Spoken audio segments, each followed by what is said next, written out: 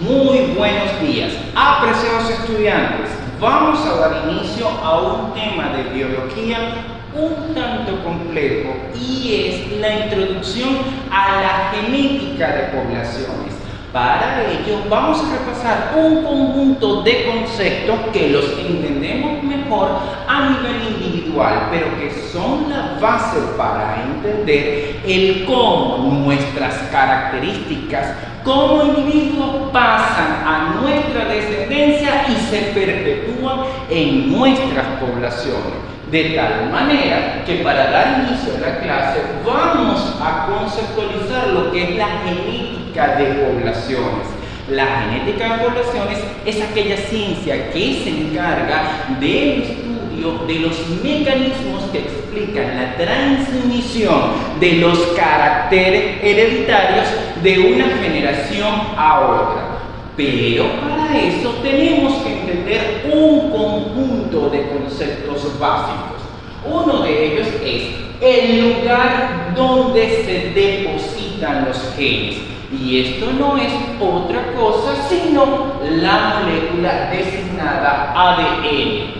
Ácido desoxirribonucleico, una molécula de ácido nucleico que es bicatenaria y que gracias a la presencia de grupos OH y de grupos fosfatos libres tiene una polaridad. Esa polaridad es la dirección 5' a 3' en una de las hebras y la polaridad contraria de 3' a 5' en la hebra que le es complementaria, es decir, una hebra está de forma derecha y la otra está en posición invertida. Y es justo a nivel de esta molécula que se encuentra protegida en el núcleo de las células eucariotas donde se almacena toda la información genética de los seres humanos como individuos y como especie. De tal forma que hablamos luego de la herencia genética. Muchas veces heredamos, por ejemplo, una vivienda de nuestros padres o de algún familiar que mediante un documento legal, un testamento, esa propiedad pasa a ser nuestra. Haciendo esa analogía, podemos definir lo que es la herencia genética, los distintos mecanismos que se siguen para que la información que se encuentra codificada en el ADN como secuencia de bases nitrogenadas pase a los individuos de la siguiente generación, de padres a hijos. Y a estos mecanismos es a lo que se le conoce como herencia genética. De tal manera que esa herencia genética viene explicada por los distintos caracteres hereditarios. No es la palabra carácter, no estamos hablando si ante una determinada situación contestamos de una forma más altisonante o si por el contrario nos controlamos. Estos caracteres fueron descritos por vez primera por Johann Gregor Mendel, quien observando plantas de guisante logró sentar las bases de la herencia genética tal como la conocemos hoy día, observando caracteres, es decir, características binarias. O los guisantes eran altos o eran plantas enanas. Ese es el concepto. Aquellas características que podemos observar son las más sencillas y hablamos del fenotipo, lo que Mendel observó para sentar las bases de las 3 leyes de la herencia. Estos caracteres hereditarios residen en los alelos. ¿Qué es un alelo? Un fragmento de ADN que contiene la información para una característica en particular, color de ojo, por ejemplo. Esos alelos tienen un lugar físico dentro de la molécula de ADN, es decir, un código postal.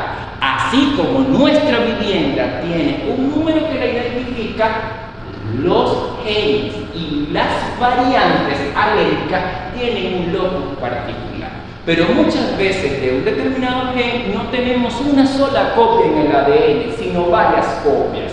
De tal manera que el plural de locus es lo que conocemos con el nombre de locis.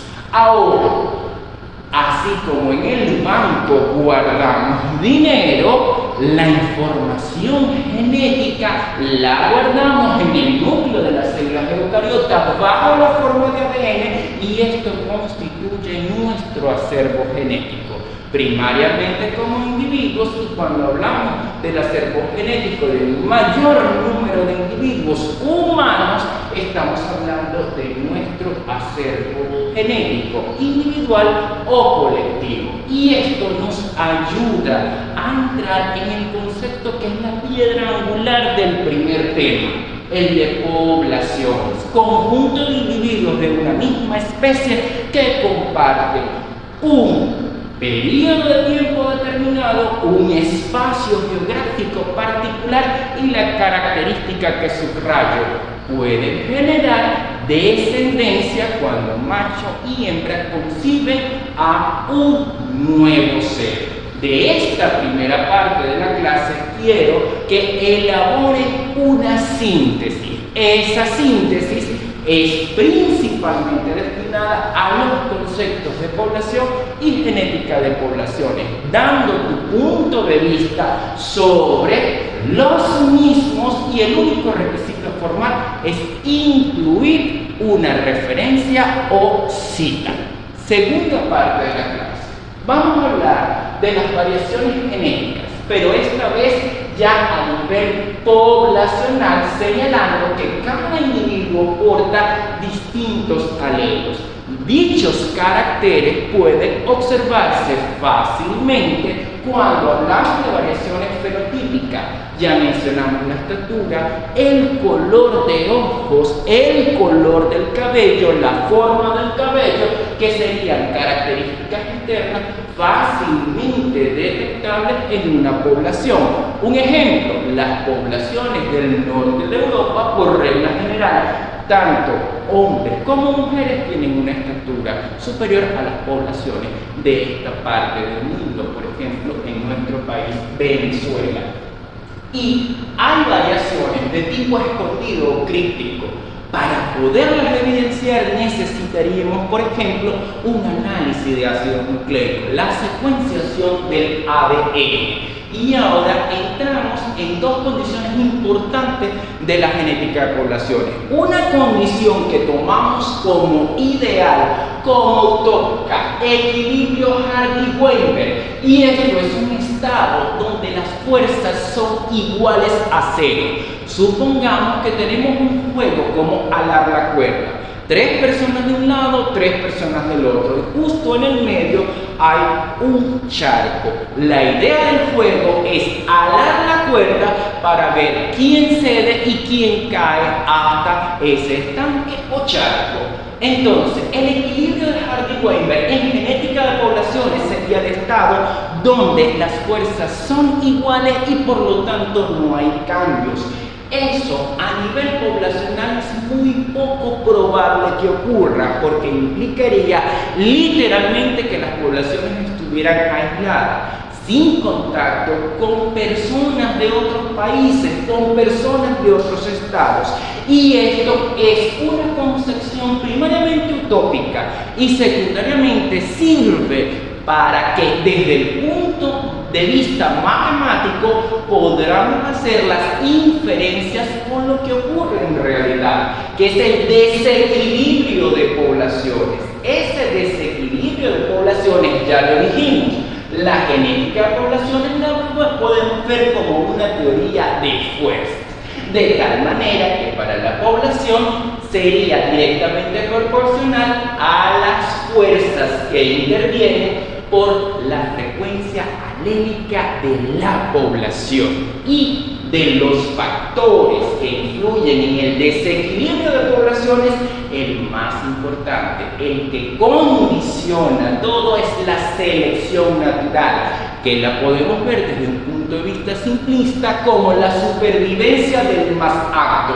Ante un determinado cambio, los individuos que se adapten mejor a dicho cambio tendrán entonces la alternativa de pasar sus características a la descendencia y de perpetuarlas en consiguiente. Ahora, otros eventos como la recombinación que ocurre cuando papá fusiona su material genético con el de mamá y se forma un huevo cigoto, y ocurre el evento de entrecruzamiento del material genético, genera individuos distintos, y es la razón por la cual todos sus hermanos son diferentes a pesar que vengan del mismo padre y de la misma madre. Otro de los factores son las migraciones. Nuestro país se ha construido a base de inmigrantes que vienen de Italia, de España, de Turquía, de China.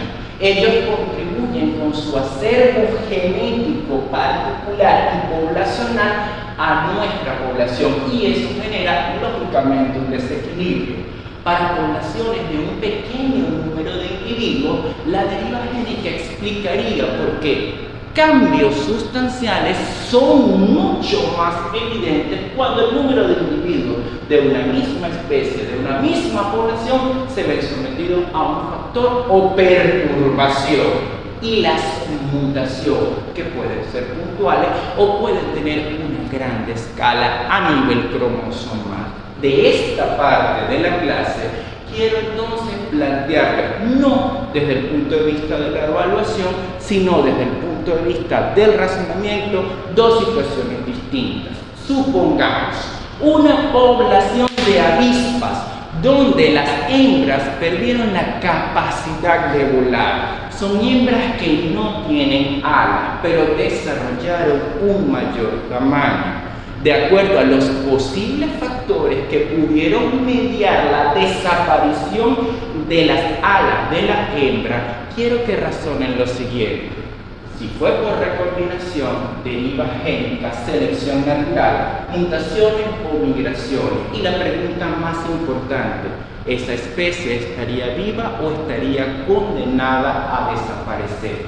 Y en un segundo ejercicio, en una población de moscas de la fruta, ya no con ojos rojos, ya con ojos violeta, y le ponemos nombre y apellido, Drosophila venezuelensis, de apenas 50 individuos, ocurre un cambio que afecta a un total de 10. ¿Cuál de los factores que explica el desequilibrio poblacional es el más plausible a ocurrir y por qué? Por la atención prestada, muchísimas gracias.